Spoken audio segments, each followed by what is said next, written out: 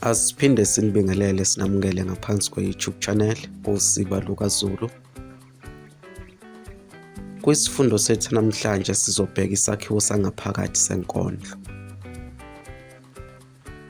Ake sihambeke sibheke isakhiwo sangaphakathi. Uma ngabe sikhuluma ngesakhiwo sangaphakathi senkondlo, sizobheka imifanekiso mqondo. Iyini-ke imifanekiso mqondo? Imifanekiso mqondo izithombe ezidwetshwa yimbongi ngamagama emqondweni ukuze loyo osuke efunda inkondlo akubone ngemehlo engqondo lokhu okukhulunywa ngakho. Uma ngabe sichaza-ke imifanekiso mqondo, siyichaza njengey'thombe ey'dwetshwa yimbongi ngokusebenzisa amagama athize ukuze asakhele isithombe emqondweni wethu, ukubona noma ukuqonda lokho esuke imbongi ikhuluma ngakho. Imbongi-ke ingasebenzisa imifanekiso mqondo ukugcizelela noma ukugqamisa into ethize ekhuluma ngayo. Imbongi-ke iyayisebenzise yona beli imifanekiso mqondo ukuze igcizelele noma igqamise into ethize esuke ikhuluma ngakho. Uma ngabe mhlambe imbongi ifuna ukugqamisa mhlambe intokazi enhle, inamagama athize eyayiwasebenzisa ukuze ikwazi ukugqamisa ubuhle bale ntokazi esuke ifuna ukukhuluma ngayo. Imifanekiso mqondo-ke ihlukaniseka kathathu. 1. Imifanekiso mqondo ephathelene nezinzwa. 2. Izifenqo. Imbongi iyayisebenzisa iy'fenqo ukusakhela isithombe mqondo. 3. Izaga nezisho. Imbongi-ke futhi iyayisebenzise izaga nezisho ukuze ikwazi ukusakhela umfanekiso mqondo. Right, ake sihambeke sibheke umfanekiso mqondo ophathelene nezinzwa. Sizokhumbula-ke izinzwa esinazo. Sinenzwa yokubona, eyokuhogela, eyokuthinta, eyokunambitha kanye neyokuzwa. Imbongi-ke ingasebenzisa ibinzana lamagama ukusakhela isithombe mqondo esithinta lezinzwa. Ake sithathe naso isibonelo sibone ukuthi imbongi ingenza kanjani.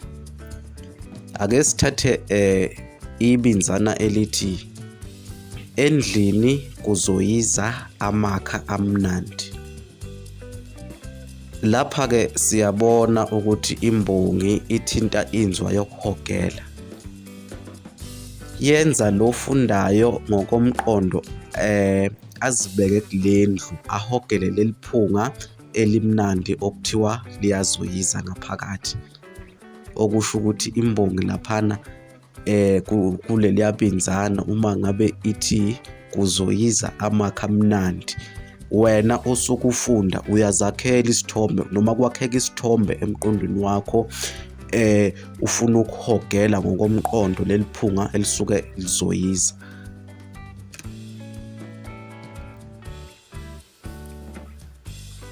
Ake sihambeke sibheke izifenqo ukuthi imbongi izisebenzisa kanjani ukusakhela imifanekiso mqondo.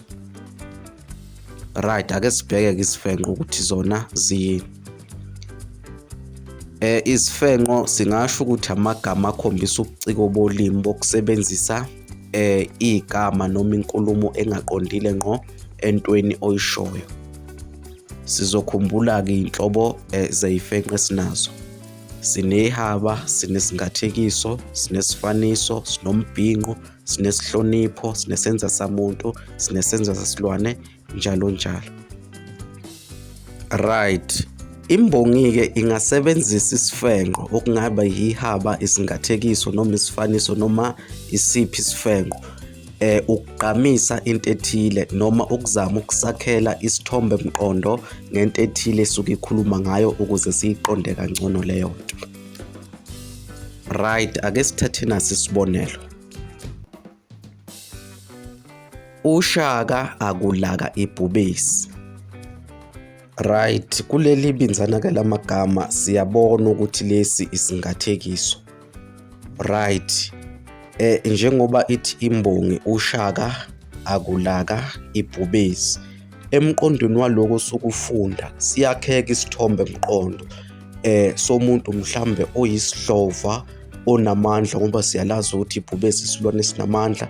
Umuntu oyisidlova nje onamandla onolaka, uyabona. Okusho ukuthi singasho ukuthi imbongi lapha isebenzise lesingathekiso mhlawumbe ukugqamisa umuntu oyisidlova nje, umuntu onolaka laphana okuthiwa ushaka igama lakhe. Ake sihambeke sibheke umunxa wesithathu esithe izaga nezisho. Izaga-ke nezisho singasho ukuthi ulimi olunothile nolujulile. Right, ikhona-ke imibukiso ngaphambilini ebesike sakhuluma ngayo ngezaga nezisho. Ungaya kwi-channel yethu uphinde ubheke imibukiso leyo. Right, izaga-ke nezisho. Imbongi ingasebenzisa lezi zimo zokukhuluma ukugqamisa into ethize kofundayo. Imbongi-ke iyakwazi ukuthi enkondlweni yayo isebenzise izaga nezisho ngenhloso yokugqamisa into ethize lo osuke efunda inkondlo. Right, ake sithathe nasi isibonelo sibone. Ake sithathe umusho othi akungane le ngabola amathumbu. Kulo musho-ke siyabona ukuthi imbongi isebenzise isisho okungukubola amathumbu. Right, sizokhumbula ukuthi ukubola amathumbu kusho ukuzala ingane ehluphayo. Right, ngalesimo-ke sokukhuluma esisebenziswe lapha singasho ukuthi imbongi ibizama ukugqamisa kufundayo ngokwakha isithombe mqondo ngohlobo lwengane ehlupha udu nabazali bayo asebeze bageza izandla. Zonke-ke lezi zinto esizibalile zisakhela isakhiwo sangaphakathi senkondlo.